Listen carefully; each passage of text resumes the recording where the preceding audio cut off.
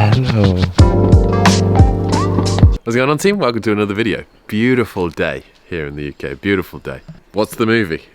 Beautiful. Very good movie.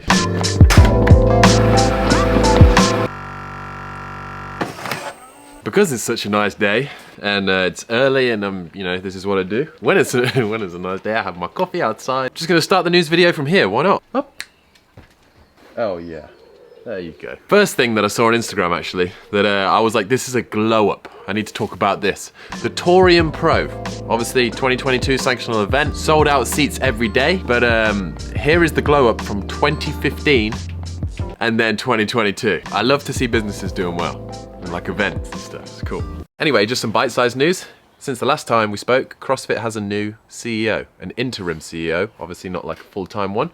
But one that's controlling the ship right now. Her name is Alison Adriozzi. She was CrossFit's Chief Financial Officer. Not too much is known about her. She has been a CrossFit member for 10 years at Park City Fit in Utah. According to her LinkedIn, she started working for CrossFit 9 months ago, and she has served as an interim CEO for 2 different businesses before. Now, since Eric Roza stepped down 4 months ago, there hasn't been a CEO. So this is all just part of the process of finding a new one. In another bit of news this weekend, it's the European Weightlifting Championships. And a woman called Patricia Strenius just won gold for Sweden. She snatched 94 kilos. She clean and jerked 130 kilos to take the total by 1 kilo in the 71 kilo weight class. And then retired. But the cool thing about this, 2 weeks ago, we talked about her because she was at Lowlands Throwdown as part of Team CrossFit Nordic. Legend. Back in the studio. Right now it's week 3 of the semi-finals. Last couple of videos I covered the Lowlands Throwdown, that was week 1. And if you've missed anything, I'm gonna recap everything from that first week to what's happening this week and even what's happening next week in little snippets. Right now. Week 1, whilst we were at Lowlands Throwdown, the Syndicate Crown was going on. At the Syndicate Crown, it was the usual suspects. The people that you would have picked to win, they got the job done. Justin Medeiros taking the W on the men's side, Haley Adams on the women's side, and Mayhem Freedom going 6 for 6, the same as CrossFit Reykjavik, to punch their ticket back to the CrossFit Games, never in doubt. And whilst we're talking about Mayhem and specifically Rich, there's been rumors flying around over the past couple of weeks that he's gonna retire after this season. Well, not quite retire, but here's some of the plans that he has. I don't know if it'll be next year. Like I said, if I feel like I can still compete at the level I want to, which is win, then I'll keep doing it. But, I kind of was joking with us internally, and I said, what I'll do is I'll wait till 40, I'll come back for 40. I'll wait till 45, I'll come back at 45. I'll try to win 1 Masters championship in each of the age categories. Win every age group. Someone's gonna do it. Definitely Rich. The training environment that he has, we've obviously been there. I don't doubt that he could just keep coming back and doing what he does. Chuck Norris. And whilst that was going on the other side of the world, there was a fierce battle going on at the Torium Pro, especially on the male side. But qualifying out of Australia, Jay Crouch taking the win. Ricky Garrard coming back to the CrossFit Games now after his ban, taking a 2nd, and Baden Brown finishing 3rd. On the female side, it was another 6 for 6. The first week, 3 events, 3 6 for 6s. Tia Claire Toomey finishing one of the workouts that the programmer said couldn't be done in two. What if I told you that? It's not what you said it is. What if I told you that? And putting on a show for her home crowd. 2nd place, Cara Saunders. 3rd place, Ellie Turner, after a hot battle between her and Jamie Simmons. After the Torium Pro, Morning Chalk Up did an article and a video saying, can anyone beat Tia Claire Toomey? My honest opinion, no, not when she's in top form. She is what people would say, built different. You know that phrase, built different. Like, she's just built different. What are your opinions? Put it down below. Do you think anyone at the games can beat Tia Claire Toomey? Then going into week 2, we had the Mid-Atlantic CrossFit Challenge and the Fittest in Cape Town in South Africa. I was just spitting. Within that weekend, we saw the return of Brooke Wells after her injury last year. The badass never knowing which hair color's gonna turn up Danielle Brandon. And on the male side, we saw all 3 Panchik brothers, Cole Sagan, Noah Olsen, Dylan Pepper. But actually this weekend wasn't without its controversy. Spencer and Saxon Panchik both qualified for the CrossFit Games, but if you look in this photo, you'll see that Scott Panchik is on crutches. And that's because during event 3, which was the rope climb run workout that's programmed at every semi-final, he landed on the rope during a descent and felt a pop in his good knee, and after examination, he'd torn his ACL. Now the controversy around this was that he raised the concerns around rope length before the event was put on during the briefing. But when he voiced his concern, he was told nothing could be done to change the ropes and this is what was provided to be used. And his concern was raised by other athletes too. Hayley Adams saying that she had exactly the same worries, thinking and sending good vibes. Amanda Barnhart asked about cutting the ropes last year and was given the same answer. Sam Dancer said it was lame and it really bothered him that the ropes are on the floor this day and age. Haven't people learned? And Alex Smith saying the extra rope on the ground was ridiculous. Now we got a response from CrossFit's general manager Justin Berg, saying that they were saddened about his injury and unfortunately Scott's concerns around the rope climb did not reach CrossFit HQ prior to the event.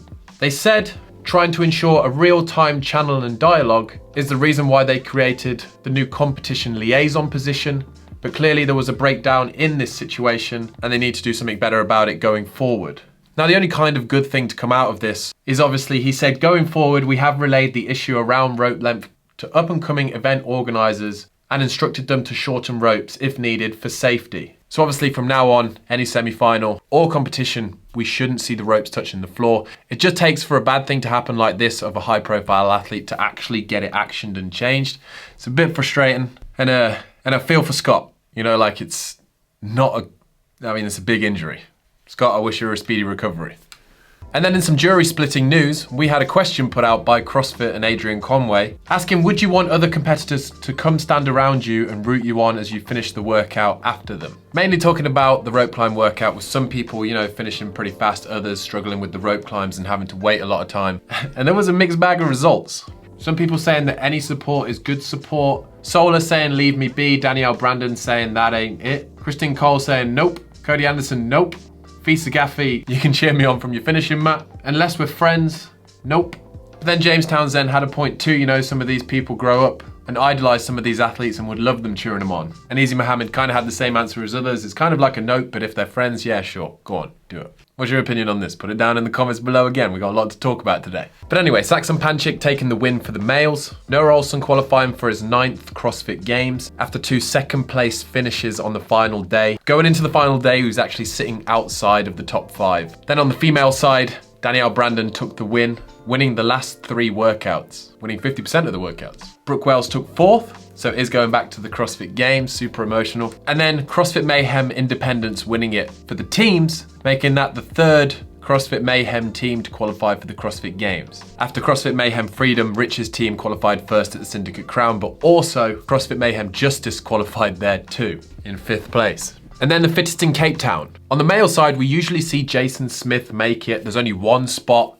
And this time he was narrowly beaten by Keelan Henry, 516 points over Jason Smith's 504. Michelle Moran took it for the females. She had a convincing lead of 40 points at the end of it. And for the teams, CrossFit Comet Okavango, winning 50% of the workouts and not finishing outside the top 3 all weekend, qualifying for the CrossFit Games by 10 points. Again, small margin. Now let's have a quick look at this weekend. We have the Granite Games, which possibly has the strongest field of all the semi-finals. I mean, just on the male side alone, we have 5 multiple-time CrossFit Games athletes. Brent Fikowski being 6 times, Travis Mayer's been 6 times, Tim Paulson 5 times, Sam Quant 4 times, Chandler Smith 3 times, and if you just take all of them, that's all of the spots gone already. But also we have Colton Mertens, who's been to the game and qualified from Granite Games previously, Zachary Bunton, who's been to the games in 2019, Matt DeLugos, he was on the team with Khan James. He's a strong dude, looking amazing.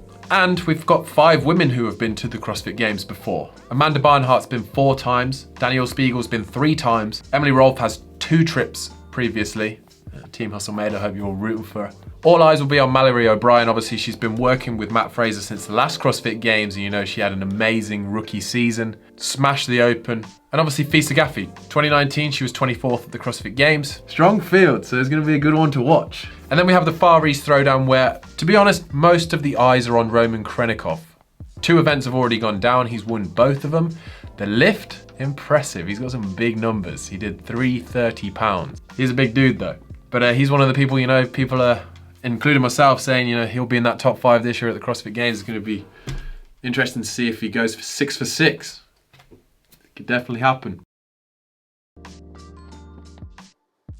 And then one of the biggest stories that broke this week, looking forward at what's to come, is that CrossFit Nordic had Victor Langstedt disqualified from competing in their team. Obviously it's the affiliate cup, so you have to train at an affiliate and you have to be from that affiliate, you have to train together for a certain amount of days in the rule book. It doesn't tell you how much. You have to live within a 100-mile radius.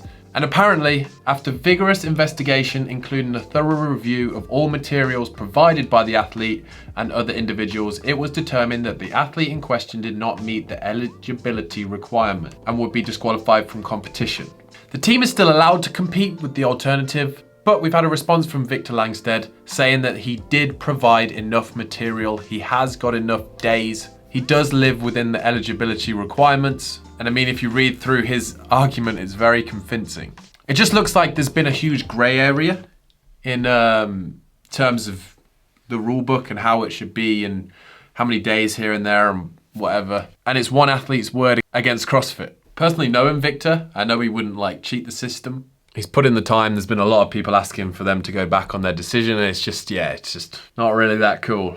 Not gonna go too much more into it. I will put his open letter to CrossFit down, first link in description, so you can click on it and you can read through it all. It's quite a long read, but if you're interested, he got a lot of support from a lot of athletes saying that what CrossFit have done is wrong.